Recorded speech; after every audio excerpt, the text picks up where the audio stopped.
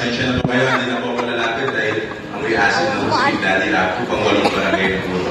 Muli, magandang hapon po sa atin lahat. Bago po magsimula si Big Daddy Banyares sa lahat Rapo, respeto po muna sa pinakabata o sa pinakamabait na Vice Mayor of the Provincial Cagayan, Vice Mayor Dr. Edward Anton Rapo.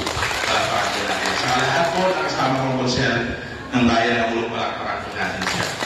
Respeto rin po sa kasabay kong kapitan, kaya Kap Gil, palakpakan po natin sila at ng barangay officials, NGOs po ng Barangay Galitaan, palakpakan po natin siya. Hindi ko po may natago sa inyo na nagsimula ako si Big Daddy sa Barangay Apo. 5 taon na katawad si Big Daddy sa Barangay Sentro, 4 na taon po akong punong Barangay Apo. Itong Barangay Assembly ang pinakamagandang pagkakataon po para malaman natin kung ano mga programa ng mga barangay officials nyo. Ito rin po ang tamang panahon para matanong nyo sila kung ano ang mga future na program po nila. Kaya palakpakan po natin ang mga barangay officials natin.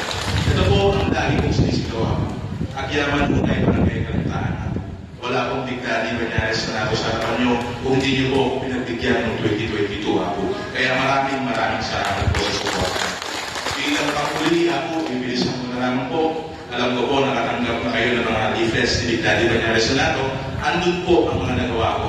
Nung pinagbigyan niyo po ako ng 2022 ako nung kaupo sa Konseho Municipal, may nagawa na rin po akong ordinansa para sa bayan ng Ulong. 18 ordinance po ang na-approve na ako po ang may motor, palakpakan niyo po yan. Muli, sa ikot ko po sa 47 barangays, hindi po ako nahihiyang sinasabi to. Lalo po akong nagpapasalamat sa inyo dahil naniwala po kayo na nagaling po sa barangay. Kaya ito po ang sigaw ni Big Daddy Banyares. Kayo po at ang barangay ang bida. Mabuhay po barangay Galitaan. God bless us.